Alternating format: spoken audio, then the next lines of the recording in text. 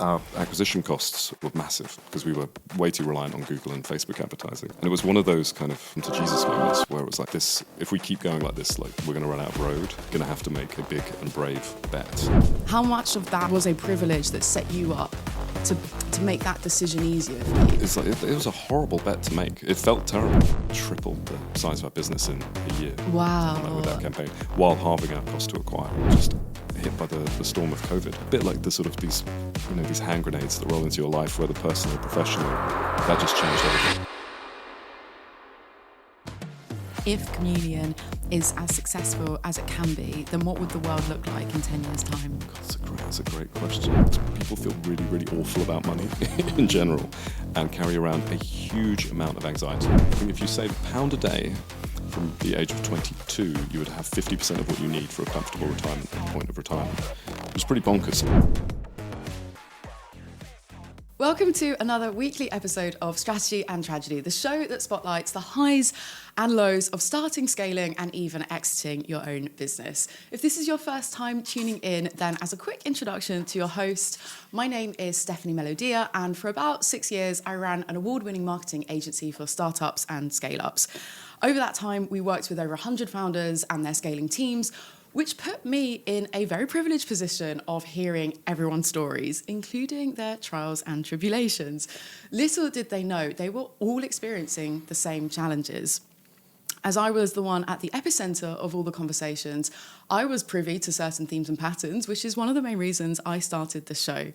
Strategy and Tragedy, as the name suggests, is all about sharing both the highs and lows of business, because entrepreneurship, even for the most level-headed among us, is a roller coaster. And whilst you're an unstoppable trailblazer, you don't have to make the same mistakes that others have done before you. Entrepreneurship has also been overly glamorized in recent years. Yes, it can be extremely rewarding and you get to make an impact on the world whilst hopefully making money and growing a team. But that's not to say it's without its challenges. And boy, are the challenges tough. But you already know that. It's with this backdrop that I started the show to share with you the most important lessons learned and practical, actionable tips from entrepreneurs, investors, and subject matter experts, telling it how it is to help you in your business journey too. To hear more about the philosophy behind Strategy and Tragedy, I recommend you bookmark episode 0, which says Start Here, to listen to straight after this episode. It's only 6 minutes long, and at double speed, that means it's only 3 minutes of context. With all that being said, I'm so excited to interview my next guest, Daniel Hegarty, the founder and former CEO of Habito, now founder and CEO of Communion. Dan, welcome to the show. Thank you so much for having me. So you prefer Dan, right, instead of Daniel? I don't mind. Not at all. I'm not fussy. I'm just glad you're talking to me. So I would say that you're more famous for Habito, leading proptech. I think it's fair to say that revolutionized the whole mortgage game. So let's start there. If we rewind the clock and take us back to those early days of how you got started, how you transitioned from Wonga and the other roles that you had. Of course. It seems like a long time ago now, which is worrying. Means it must be getting old. So that Habito was in many ways like a classic kind of tricky personal experience that turned into a business idea. It was about 10 years ago now. I was buying my first home, which always, I guess, particularly in London, feels like a bit like a miracle if you ever get to do that. And I remember, I didn't really understand anything about it, which is embarrassing to admit now. I didn't understand about stamp duty and mortgage brokers. And I had a guy who was helping me, and he did such a sort of hilariously bad job in the end, that he submitted my application to the mortgage lender with me, my partner, and my partner again. And so it was declined on the basis that I was a bigamist or a polygamist or something. But that took 10 days, and then he resubmitted it, but this time he removed me and just had my partner twice, and another 10 days passed. And the people who were selling me the house, who I think were a bit suspicious of me generally, I don't know why, pulled out. And so we had this moment of real reckoning where, this dream that I'd been working to, we're all working towards to some degree, suddenly was falling apart because somewhere someone had to fax a paper application form to someone somewhere in the world. So it just had that very kind of, I guess, that very basic entrepreneurial thought of like, well, this seems broken, that's interesting, and it seems important to a lot of people.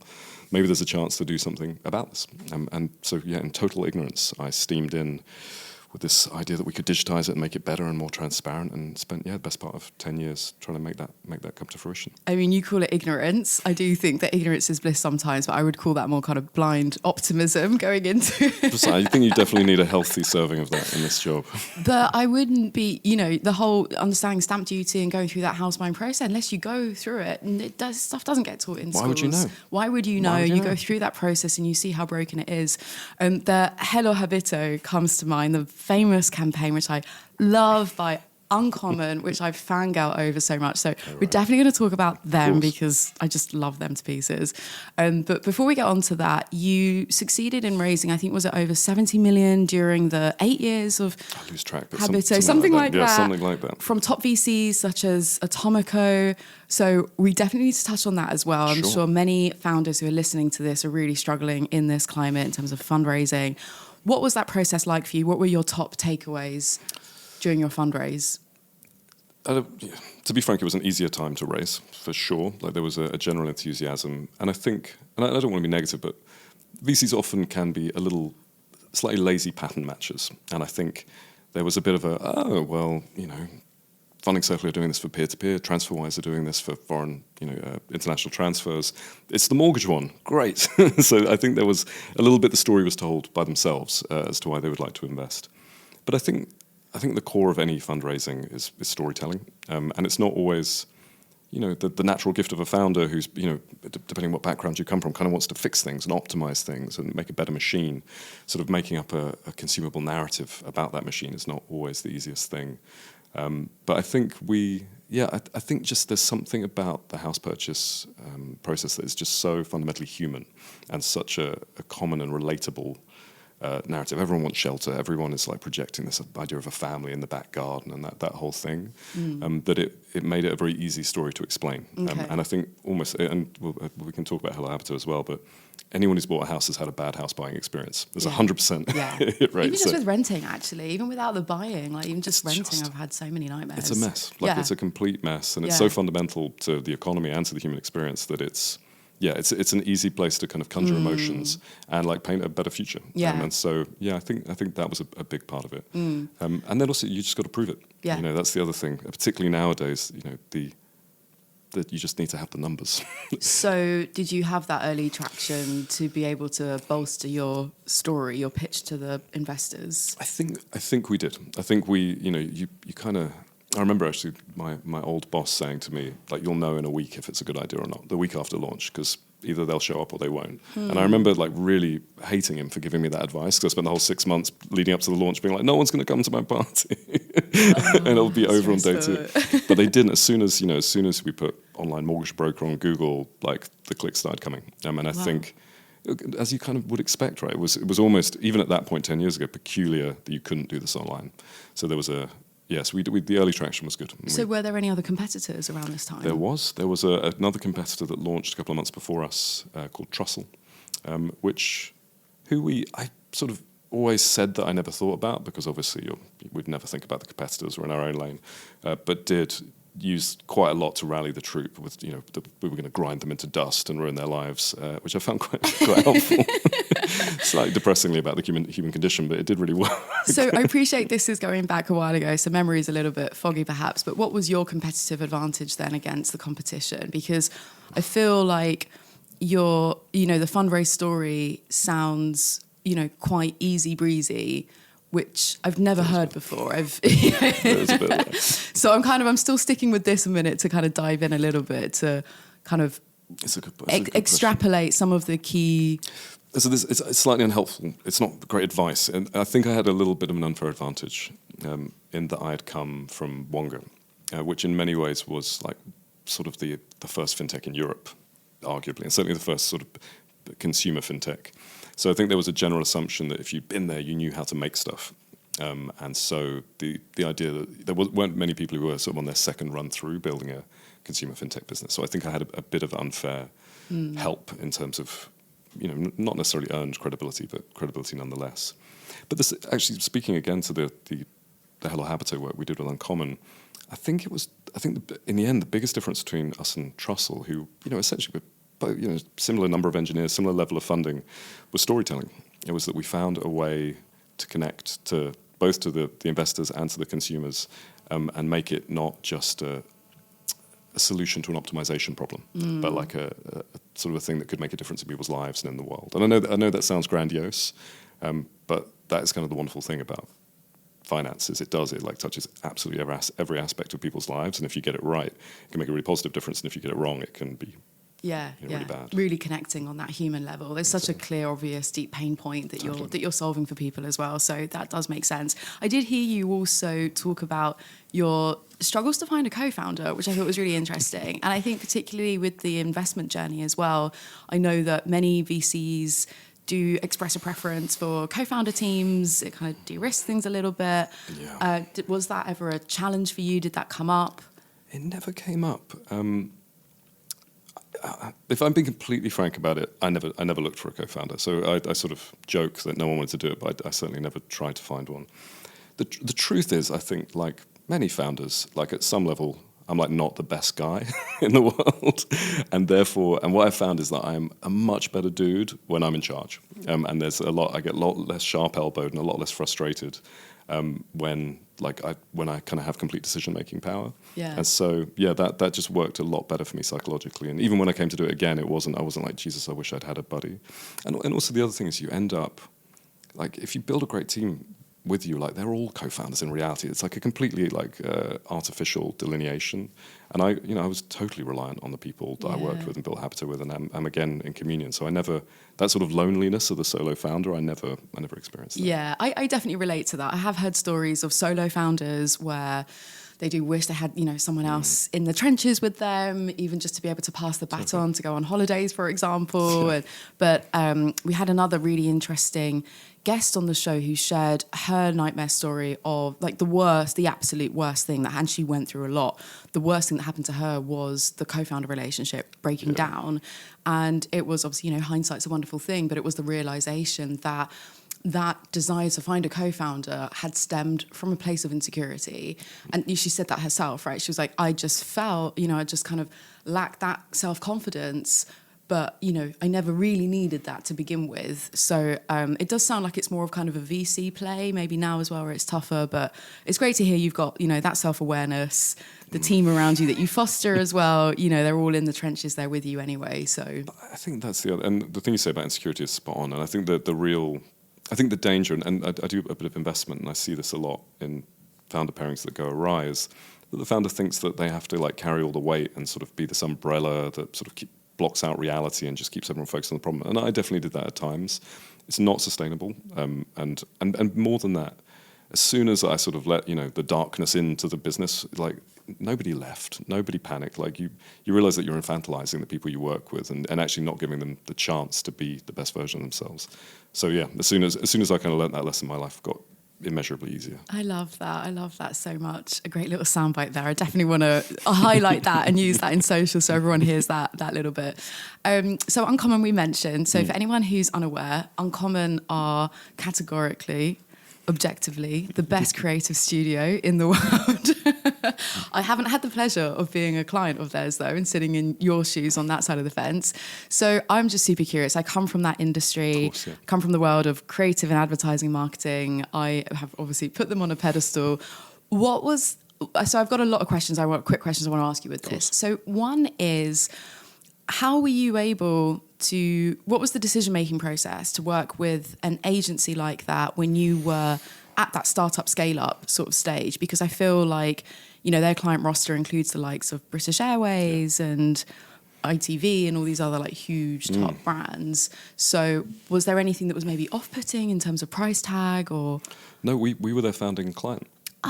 So they were, I think, 7 or 8 people in a room in Clerkenwell. I did not know that. Yeah, I think at the same time as ITV, I think we were similar. But they say it, I'm not sure if it's true or not, but they definitely say we were their founding client. Okay. So no, they were brand new. And I guess for us, the decision-making process was more, should we be working with a creative agency? Do we have the budget? So we're even ready for this? But the truth is things weren't going very well.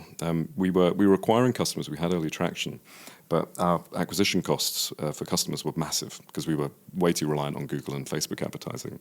And it was one of those kind of come to Jesus moments where it was like, this, if we keep going like this, like we're going to run out of road, and we're going to have to make a big and brave bet on something. And to my sort of previous point, I really felt like it was, like just online mortgage broker was not a good enough story to be telling, given the potential of what we were doing.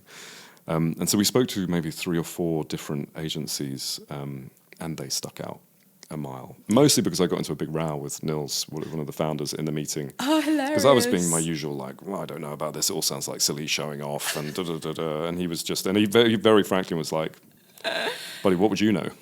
And I was like, oh, okay. Oh my God, I can perfectly picture Nils doing that as well. And That's essentially, hilarious. we've been having that conversation for now about a decade of me being like, this is stupid, this is never going to work, and then being like, why don't we see? Oh my God, this is why he is such a true rock star. He He's a just good dude. lives and breathes it. Oh my He's God, a I love very, that. very good dude. And I should say they've been partnered with us on Communion. All of our brand design. Yeah, They've been with us since day I one. saw. We hang out. We mostly work out of their office. Oh my God, how amazing. Well, we're definitely going to talk about communion as well, of course, so we need to make time for that later on. But I have to honestly, like, huge kudos for recognizing that you needed to take that bigger brand bet in order to, like, build out that narrative, that storytelling, build a brand, lower acquisition costs. It just feels like it's been a big drum of mine that I've been beating constantly for the past few years. And it just feels like this, I guess from the agency side of the fence, it feels like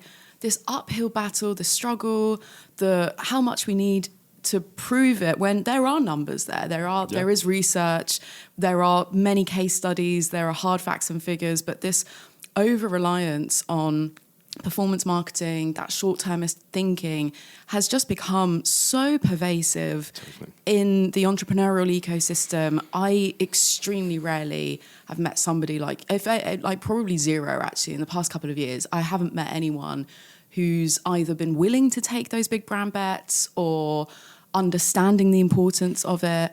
So I guess, like, how much of the easy breezy sort of picture that you paint of that fundraising journey, how much of that, was a privilege that set you up to make that decision easier for you to say, we need to take this big brand bet? That's a good question. Yeah, we did raise a very meaningful Series B very soon after, within 10 months of our Series A. So we did have a little more cash probably than most in our position. But the truth is like it was a horrible bet to make. It felt terrible because because the minimum bet is hundreds of thousands of pounds, right? There's no let's stick another £5,000 in the TikTok account.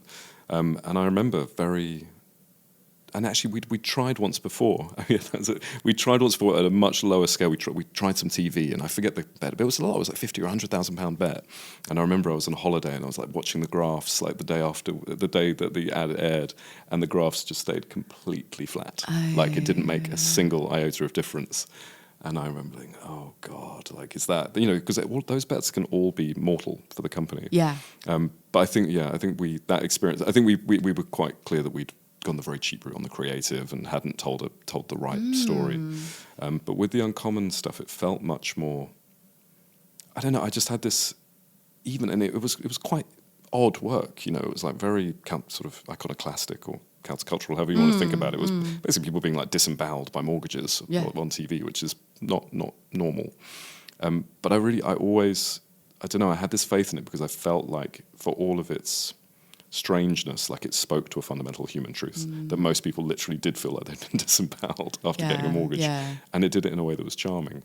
But one interesting thing about it was we made a series of those adverts over years, and they did start performing worse over time. And the really funny thing was because we didn't realize it, but every ad we made was more extreme than the last. And so the first one was kind of this charming, guy getting his spine ripped out in a very comic way. And by the end, it was people exploding in pus because like interest rate hornets had got them. Those did not work. And it was a really interesting example of being like, we found a groove here, and then sort of boiling the frog of our own sensibility. Right. I know, we maybe went a bit too far with that one. The last one, I forget, was a few hundred complaints and no sales. That wasn't the one. That's so interesting. Do you have any background in marketing, advertising, or do you know people close to you to have... Because I'm fascinated by this level of appreciation that you have for it, especially with it not having worked well before. Because as in my experience, what I've been exposed to is even if someone has had the courage to make those big brand bets. You don't have that, immediate ROI. You can't just put a chunk here, chunk there, and then immediately see the graph go up. For that to have, I guess, failed the first time around, 9 out of 10 people would have turned around and said, oh, okay, well, that was a waste of money. That was a big mistake. So to not only go for it in the first place, but to go for it again, that's just where I'm curious. It's a really good question. I think ultimately I'm a frustrated creative. And it's funny, when I have my investor hat on, this is by far the most common conversation. It's founders who tend to not be from a marketing background, in my experience, just being like, well, this is the voodoo, this can't be measured or sort of predicted, and so wanting help with it. And the truth is, it can't perfectly, and not every great creative turns into great sales, and sometimes the products, there's 1,000 reasons these things cannot work. But I do think, for better or for worse, I just wanted to make cool and interesting stuff. And as soon as I got a taste of it, particularly with Niels as a sort of thought partner on it, it was exciting and I wanted to do it. And then the early results of that campaign were incredibly positive. Amazing. So it became very easy just to. I think we tripled the size of our business in a year. Wow. With that campaign, while halving our cost to acquire. It was completely binary. Like there was the business before and the business after. Wow. Before Uncommon and after. That's amazing. Yeah, don't tell. Niels is already feeling good enough about himself. Adding to the testimonials, marketing materials for those guys. I was going to ask you about how the campaign performed as well. So thanks for coming on to that. It's it's really, really interesting. Quick one. I need to tell you a bit about Patreon. If you haven't heard of it before, Patreon is the creator platform that enables people like you to support podcasters like me.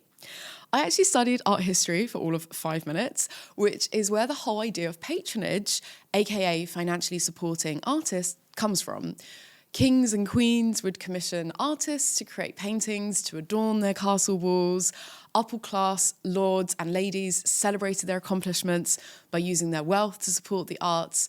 And during the Italian Renaissance, my favourite era, the Medicis actually developed a close bond with Michelangelo, who painted the Sistine Chapel, and the Sforza family supported Da Vinci, who helped name Leonardo DiCaprio. That is a true story, by the way. Anyway, I know that you're not here for a history lesson thrown in to your business studies class, but if you're feeling like a rich Renaissance royal who wants to support your very own little Botticelli here, then Patreon is the solution for you. Simply tap the link in the show notes to select your tier of patronage to support the show. It starts from a low amount and it really means a lot to help me to continue producing these interviews that I hope you enjoy. Thank you so much for listening. Let's get back into the episode.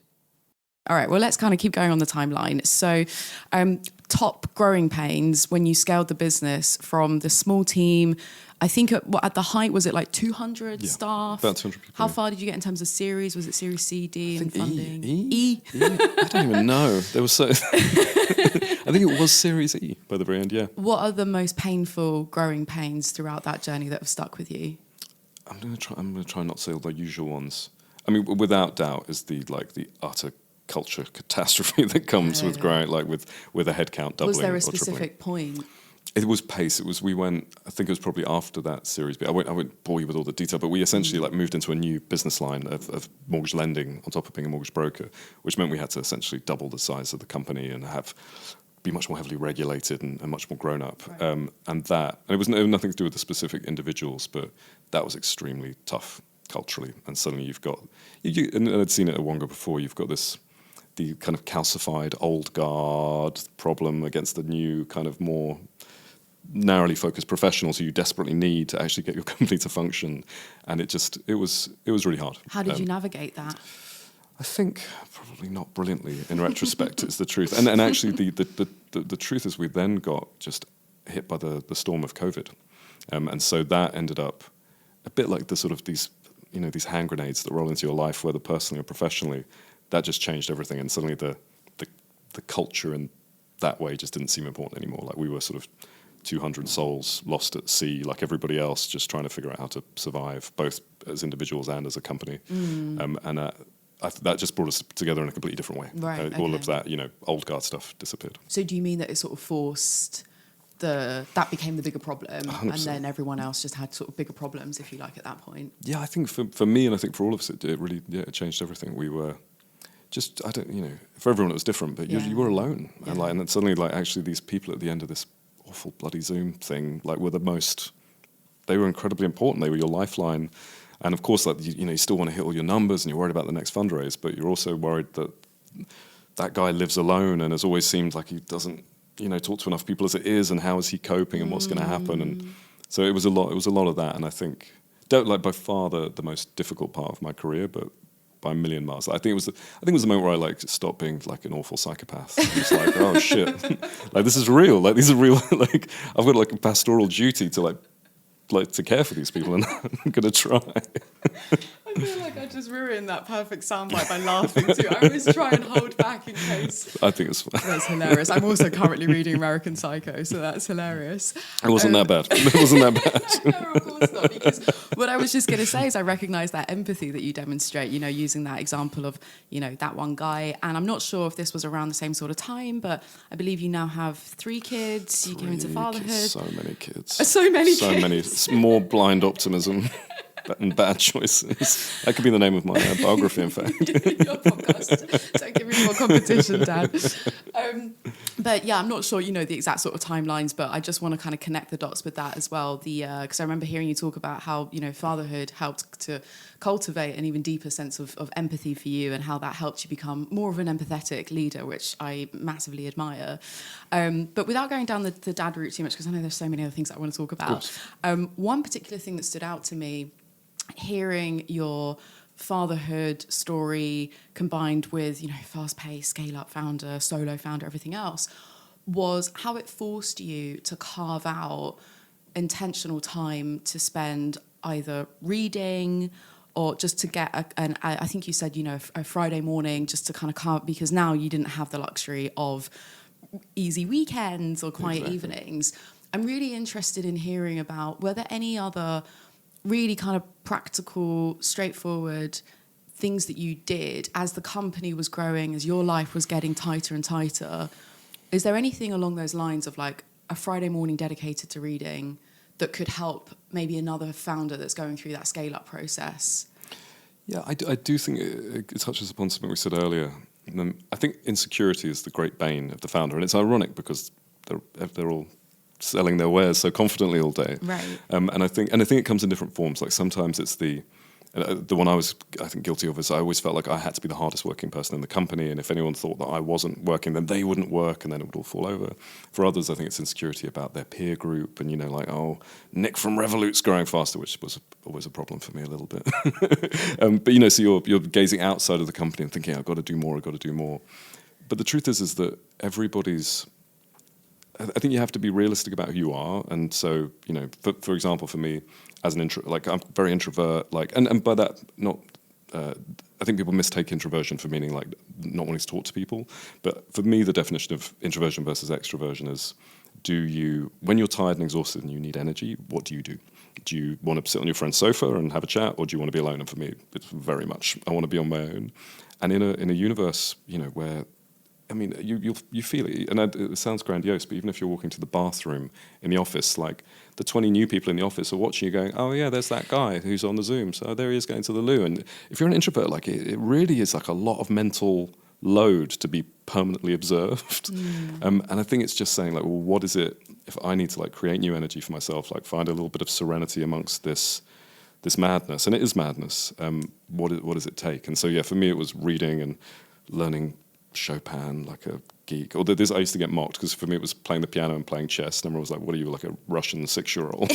Like, this is very strange. My wife would viciously mock me for my hobbies. But it really helped, and I've really tried to hold on to it even as I go into a much smaller venture. Lovely. How do you? Oh, I'm glad you reminded me on the music front, because I know you have a bit of a double life as a guitar wielding musician. So I want to touch on that as well very quickly.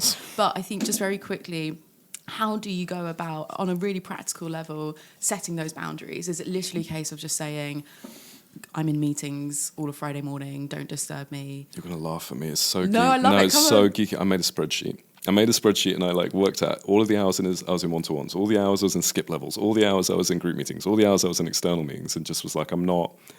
And was like, this is as many as I'm willing to do. So I think I just capped it at 50. I wasn't willing to do more than 15 meetings a week. So I'd do 3 meetings a day. apart from our morning huddle, and so then just wouldn't take meetings in the mornings. And it was great. So every morning, whether it was reading or like knocking out an investor deck or whatever I felt like that essential thing that needed to be done, and everyone just got used to it. Did you ever struggle to even just hold yourself accountable? Oh yeah. Like it fell out, like anything, like any diet. Yeah. Like I fell over every 2 months. Was like, oh shit. Yeah, because I definitely have as well. It's coming from, I completely relate to this. I'm similar to you. Again, what would come as a big surprise is public speaker, podcast host. I'm also quite introverted. I definitely need to, my alone time to re-energize. And so I've done the same. I've carved out those moments. I'm like, don't disturb. But you're like, I really need an extra half hour sleep here. Exactly. And but if you've got a call with someone or a meeting, you're like, you'll show up. It's hard to say no. I think like learning to say no is like an extraordinarily important skill for everybody. Right. But particularly if all the pressure of your enterprise is on you. Exactly. All right, quick one on the guitar because I did touch on that, and then we're going to move on. How has that helped you become a better founder CEO, if at all?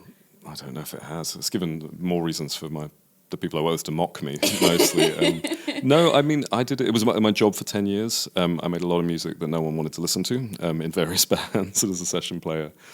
And I think this, again, is a bit trite, but I think it taught me how to learn. So like just because music is like a never-ending practice. And so I think it really like allowed me to go deep on things and be realistic about my own level of skill and what I needed to do to get to the next level. So I think it was important in that way.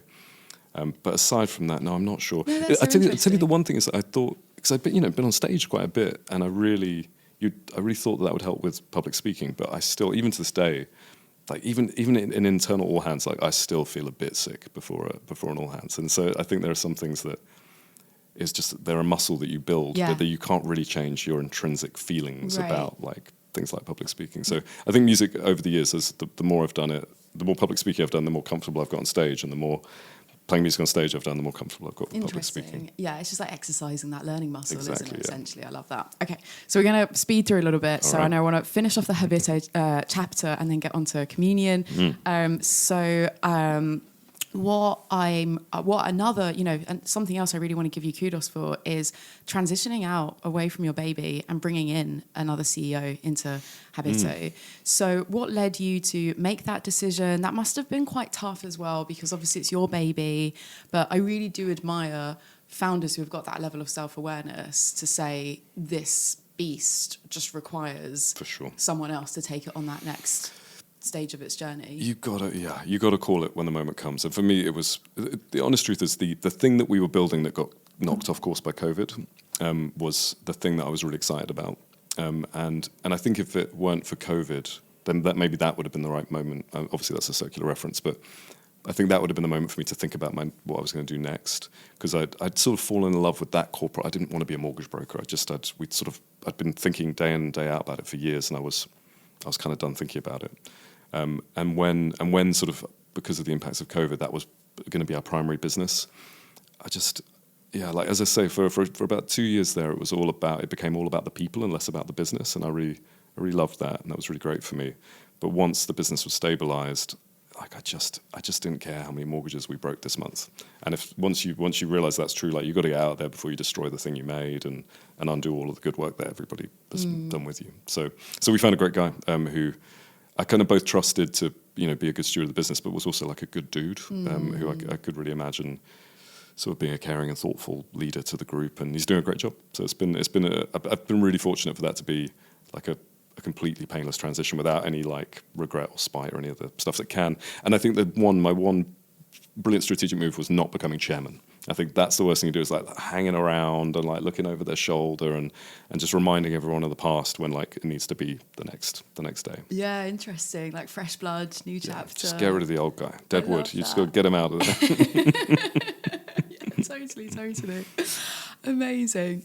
All right, so let's go on to the communion chapter. So you recently started your second venture, which is so exciting. You mentioned, obviously, Uncommon did the branding for that as well. So what is communion? Give us the elevator pitch. So the short version is, so I've been doing this for a long time across a few of these businesses. And I guess in different ways, it's always been the same thing. Like we're always like, we're going to make it faster, more frictionless, cheaper, more optimal, very much the sort of the engineer's approach. And I think that is the nature of fintech, in general.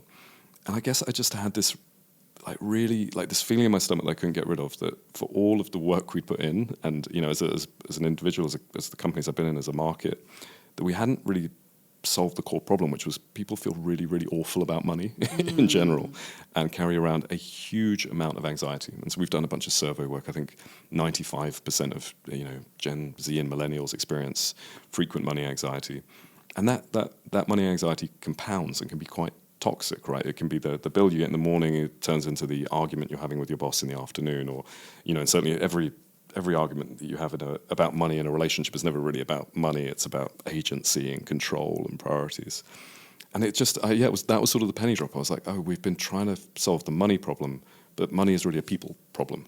And so that was the goal of Communion, was to really try and attack that head on. And instead of sort of saying, listen, we're going to round up your change or invest your money in a basket of ETFs or whatever random thing, instead we're going to try and fundamentally fix your relationship with money and go deep. Most people's attitudes to money are formed before the age of 7. We're going to find those, we're going to unpick those biases, those blind spots, that kind of cognitive distortion, and try and allow you to build good habits, and essentially kind of try and manage that anxiety and all of the sort of unpleasant knock-on effects that it brings to your life. Whilst Habito's in the proptech space and this is fintech, it still sounds... It's a bit of a weird one. I don't know what it is. But it's when you tell that story, actually it sounds like a very natural transition for you, because you're really solving these deep pain points that a lot of people experience. So whether it's buying your first home, but this is another kind of financial issue that people still kind of, that deeply resonates. Exactly. So what actually is it then? Is it an app? What do you do with it? So it's an app. You do 3 things in the app. So it's iOS only for now. We've been alive for maybe 5 months now, so it's brand new, which is awesome and very exciting. But essentially what you do is every day, it sounds kind of trivial, but you go in and you save £1. So you literally drag a pound on the screen, and the idea there is that, again, technology makes you passive, right? So we round up the change, or we take the direct debit, or we do it for you, and we really want, and what that robs you of the opportunity to do is to connect it to your identity. If it's happening without your active involvement, then it's not part of who you are. So this sort of ritual, if you like, every morning of pushing this pound has proven very popular and very powerful. And then what happens straight after that is you'll do normally we go into this sort of deconstruction of the psychology and the sort of the cognitive components of finance and anxiety and saving. And that's it. So every morning, save, go through the process of learning, and then underneath that, there's obviously quite a lot of infrastructure, and we offer best in market rates, and if you bring your friends with you, then you get great lots of bonuses. But the core thing is we want to shift people from being really at the whim of kind of late capitalism and being absolutely annihilated with Instagram ads telling them that they're not attractive enough or not cool enough or whatever it might be, and say, listen, we get it, it's tough out there, but what you need to do is galvanize yourself. And it sounds really sort of silly, but this tiny act of defiance every morning of pushing this pound seems to really do that for people. So that's the core of what the app is at the moment. Amazing. It sounds awesome. So I appreciate it's super early days. So a very big question I'm going to hit you with here. But if Communion is as successful as it can be, then what would the world look like in 10 years' time? God, that's a great question. I think even with great ambition, there is a certain level of humbleness. There is a thousand voices vying for your attention in any moment. But I think if we can offer a moment of daily relief, if we can, the compounding effects of that over time, make a few fewer people die poor, that would be extraordinary. And I think it's so interesting when you really stare at these problems. I think 75% of under 40s are on track to not be able to retire comfortably. So it's like a endemic in the population. The savings rate is not high enough, mainly because we're told to buy stuff day in and day out, and it's very hard to resist. But the difference in what you would need to do in order to solve that problem is actually really small. It's not like everybody needs to start saving £1,000 a month. And actually, I think if you save £1 a day from the age of 22, you would have 50% of what you need for a comfortable retirement at the point of retirement, which is pretty bonkers. So it's kind of a funny thing, this very small, kind of quite humble act that you would make every day. If we could scale it up to millions of people, it would make a real change to the sort of maybe the net level of happiness in the world. Yeah, these huge compounding effects. I mean, even just that as well. I really do wish someone had told me sooner, like to start, putting something aside for my pension. So even £1, a small amount, the earlier the better. So any young people, anyone under the age of 30, 25, if you take anything away from this, then get Come see us. Contributing to your pension. Exactly. Okay, very sadly, I'm going to have to wrap up with the final question, even though I've got 50 million more I'd love to ask you. But closing tradition on this podcast is to ask our guests, often the best lessons can come from the biggest mistakes, hence the title of the show, Strategy and Tragedy. We've obviously touched on some low moments so far, but is there one particular tragedy that's taught you an unforgettable lesson? God, that's such a good question. I don't want to. The truth is, we've sort of covered it. I think it was COVID, which was a sort of universal tragedy, but that totally upended my worldview. I think, though, if I was to try and choose something else, what was the lesson from COVID, though? I think very much that you think that these things, like, I should be careful how I describe it, but you're a young man and you want to win and you want to make your impact on the world. And of course, you could be a young woman, but for me, I was a young man. And you sort of, you have a superiority complex about what can be achieved, and you think everyone's like not clever enough or not trying hard enough or doesn't have like an acute enough perception of the problem. And so you run at an incredible pace and you put yourself and everybody around you under incredible pressure. And I think there is a point. I think there's a degree to which you can dehumanize both yourself and the people you work with and the customer in that process, because like it's so, but that success is so fundamentally important to you. And you really feel like if you don't achieve it, like you'll be nothing and everything will fall apart. And I think COVID for me was just like the first time, probably since I was a musician, that I ran into a wall at full pace. We've raised £1 billion in debt to lend, hundreds of people working on this project. And just overnight, like it just was not viable anymore for a bunch of boring reasons involving interest rate swaps. And that, I think just going through that and having to, furlough a ton of people, make people redundant, shut down this business line I'd spent 4 years architecting, it was amazing. I didn't die. No, the people I cared about didn't leave me. And actually, I think sort of coming to terms with my own frailty, it made me much more able to come to terms with the frailty of others. So I think it's a weird, I think that if I had to boil it down, I think being an entrepreneur is dehumanizing in a bunch of ways and encourages you to dehumanize others. And I think trying to find a way to connect with yourself and others in the midst of the madness is a worthwhile endeavor. So it sounds like it was a very humbling and revelatory experience. Totally.